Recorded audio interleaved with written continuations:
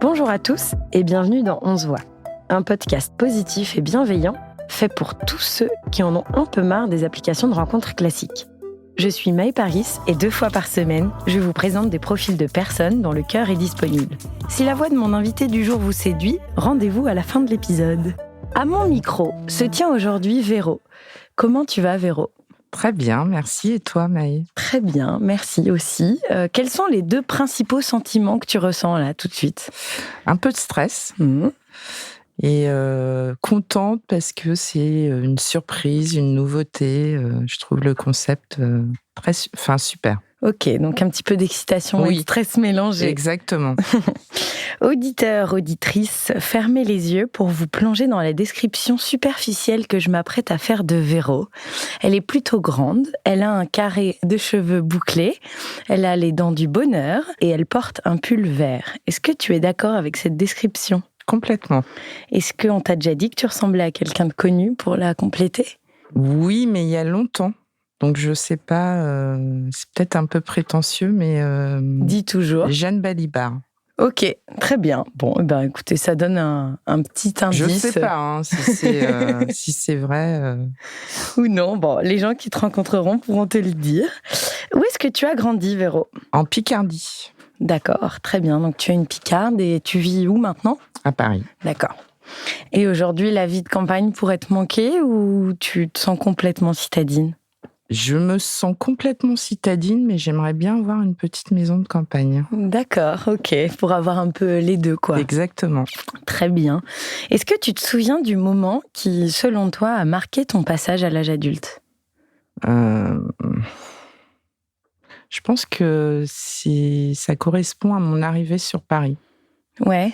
Ouais. Premier appartement seul, un boulot étudiant, et puis même si j'étais pas cloîtrée dans mon village de 150 habitants, j'allais quand même à la ville, et puis à l'école, et tout ça, c'est un autre monde qui s'ouvrait à moi, quoi. Et tu te souviens un peu de ce que tu as ressenti, cette liberté nouvelle ? Ouais, exactement. Un peu de stress aussi.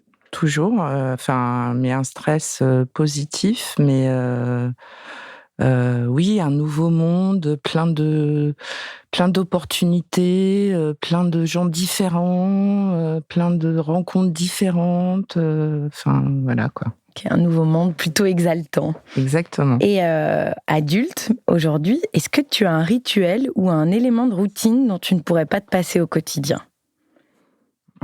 Je sais pas si je peux en parler parce que c'est la cigarette. Ah, tu peux complètement en parler. C'est une addiction comme une autre. Ok, voilà. Ça, tu n'arrives pas à t'en passer. Non. Et une journée sans te paraîtrait compliqué. Non, mais je progresse dans l'arrêt et je fais attention aux gens qui n'aiment pas la cigarette. C'est important de préciser. D'accord, ok. Donc ça fait partie de... Et du coup, est-ce que les longs vols en avion, par exemple, peuvent te paraître compliqués ? Non, pas du tout. Non, pour le coup. Non, pas du tout, parce que je sais que j'y peux rien. Ouais. Donc non, le train, les longs trajets, pas du tout. Ok, tu peux prendre sur toi. Exactement. Et est-ce que tu peux prendre ton portable, s'il te plaît ? Oui. Et me dire le dernier SMS que tu as envoyé ? Alors, je l'ai envoyé à quelqu'un du boulot. Ah. Parce que je travaillais pas cet après, mais il y avait un truc et il m'a dit que tout était nickel et je lui ai dit top, merci. Très bien, top, merci. Est-ce que ça t'a rassuré ? T'arrives à lâcher prise pendant les moments où tu ne travailles pas ou quand même Oui, de plus en plus. Ouais. Donc pour les gens qui peuvent partager ta vie, t'es pas quelqu'un qui est tout le temps accroché à son portable les week-ends ou les soirs ? Non. Ok, très bien. Non, tu m'as vraiment dit non, pas du tout. Très bien, c'est bon à savoir.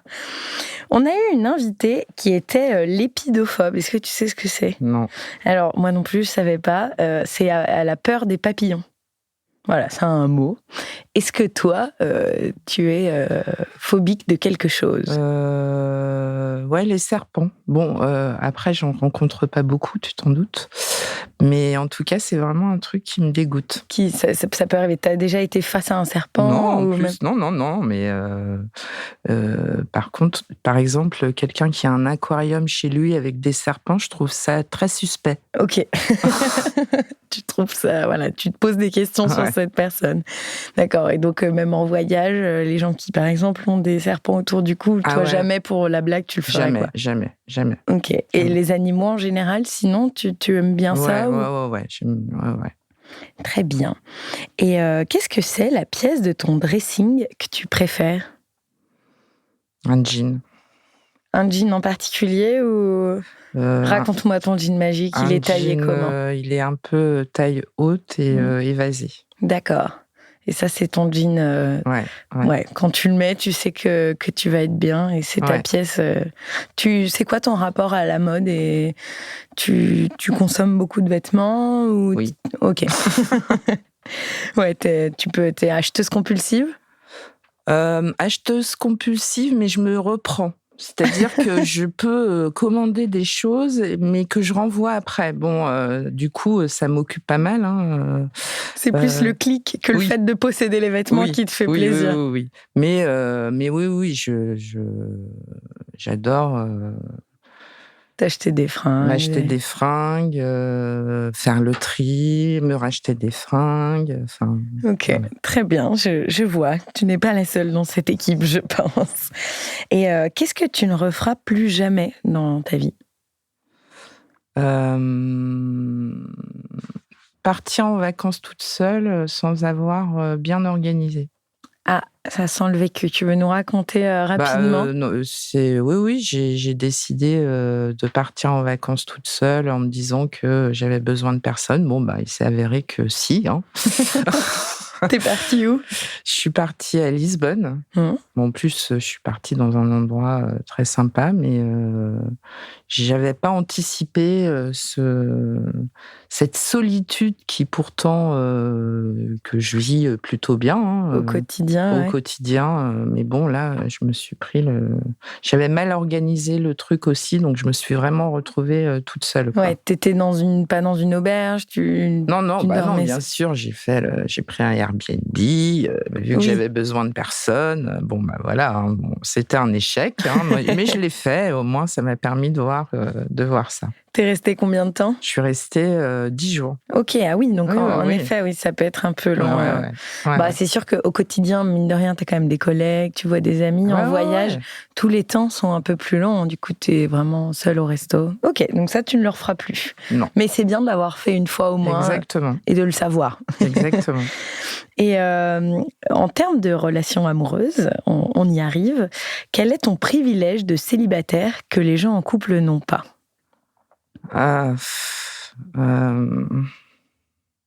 J'ai envie de dire la liberté, même si c'est pas tout à fait vrai, parce que je connais des couples qui sont libres en couple. Mais je suis pas obligée de prévoir vachement à l'avance. Bon, c'est aussi un handicap, mais la liberté, quand on est célibataire, on peut choisir un truc et changer d'avis 5 minutes après, en fait. Oui, sans considérer. Personne nous engueule. Tu peux aussi dormir en étoile de mer. Exactement. Porter des culottes trouées, personne s'en fout. C'est ça, manger à 23h. Tout ça, c'est un peu la liberté aussi, quoi. Et c'est quoi ton rapport aux dates, aux rencontres? Est-ce que tu en fais souvent ou... Non, déjà, les applis de rencontre, un indice, ce n'est pas trop de ma génération. Ah, on n'a pas parlé. Bon, après, il y a des sites, d'autres moyens, mais... Oui. En fait, j'ai toujours eu l'appréhension de... Je l'ai fait, mais pas beaucoup. Et en plus, à chaque fois, forcément, c'était pas terrible. Mais ok, on se rencontre, on fixe un truc et on arrive. Et qu'est-ce qu'on se dit? Ouais. Par quoi on commence? Et là, d'un coup, je me sens hyper vide et tout. Et donc, il y a eu plein de fois où j'ai carrément botté en touche. C'est-à-dire que la veille ou le jour du rencard, j'ai dit non, désolé, j'ai un empêchement. Et les seules fois où je l'ai fait, j'étais pas dans le truc, quoi. Et t'arrives pas, et pas forcément parce que la personne en face ne te plaît pas, mais plus parce que toi t'arrives pas à rendre tout ça très naturel, quoi. Ouais, exactement.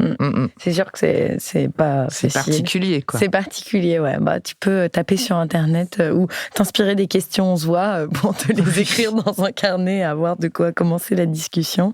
Mais c'est sûr que par rapport à une rencontre dans la vraie vie, ça se fait de manière moins naturelle. Et quel défaut tu ne pourrais pas supporter pour la personne qui partagerait ta vie ? La mauvaise foi. Ah, donc de têtu et de... Après, il y a d'autres défauts aussi que je peux pas supporter. C'est le premier qui m'est venu. La mauvaise foi qui ne se remet pas en question. Ouais.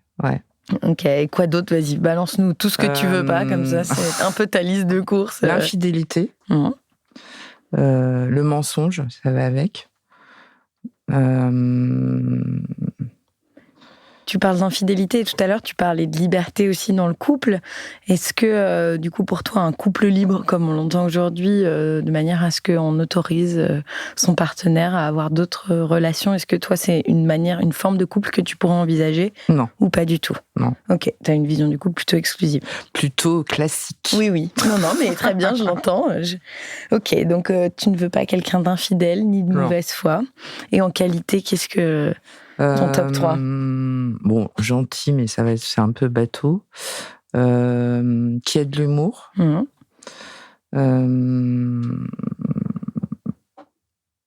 Prévoyant, mais pas trop, parce que ça peut agacer. Mais du coup, à choisir, si tu devais choisir un extrême, tu préfères quelqu'un de très très prévoyant et d'organisé, ou au contraire quelqu'un d'assez nonchalant et... un peu au milieu, quoi. Oui, injuste. Ouais. Quelqu'un qui est pas qui sort un peu des cadres conventionnels, en fait, qui est pas... qui doute, mais bon, pas trop non plus. Oui. Voilà. Qui est pas classique. Qui est pas classique, ouais. Ok, très bien. Et si une boule de cristal pouvait te dire la vérité sur toi, ta vie, le futur ou quoi que ce soit, quelle question tu lui poserais ? Où je serais dans 10 ans. D'accord. Juste où, de manière géographique, tu veux dire ? Ouais, mais je sais pas si on peut poser plusieurs questions. On peut être gourmand. D'accord. Alors, dans quel cadre ? Ouais. Mais quand je parle du cadre, c'est aussi les gens autour, etc. Est-ce que tu auras ta maison de campagne, finalement ? Exactement. Et est-ce qu'il y a des critères pour ton partenaire que tu n'avais pas quand tu avais 20 ans et que maintenant tu as, ou vice-versa ? Qu'est-ce qui a changé dans ta recherche de l'amour ? Je sais pas comment l'exprimer, mais quelqu'un qui a quand même, qui sait se tenir, entre guillemets, qui est quand même bien élevé, alors que avant, quand j'avais 20 ans, j'aimais beaucoup les punks, tout ça. Bon, ça a un peu changé quand même. Ça t'attire moins, ouais, c'est les ça. marginaux. Mais pas trop non plus, quoi. Pas trop... Ouais, tu t'es un peu assagi et rangé, mais pas trop non plus. C'est ça. Très bien, très clair. Est-ce que tu es prête pour que je t'enchaîne de questions rapides ? Oui. Est-ce que tu es bordélique ? Oui. La boisson dont tu pourrais difficilement te passer ? Le vin. Un homme ou une femme politique qui t'agace plus que tout ? Marine Le Pen. Rolling Stones ou les Beatles ? Rolling Stones.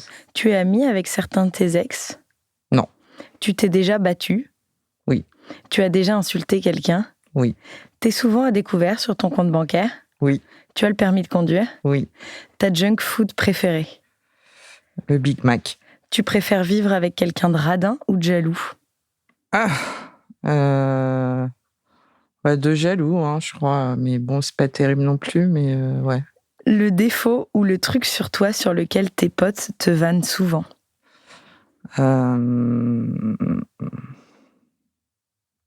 Je procrastine. C'est quand la dernière fois que tu as pleuré ? dernière fois que j'ai pleuré? Franchement, je sais pas. Je peux pleurer pour un film. Je sais pas. Donc ça fait un petit moment, oui, si tu t'en souviens pas. Moment, ouais. Et enfin, il y a plus de 600 000 personnalités qui ont une page Wikipédia.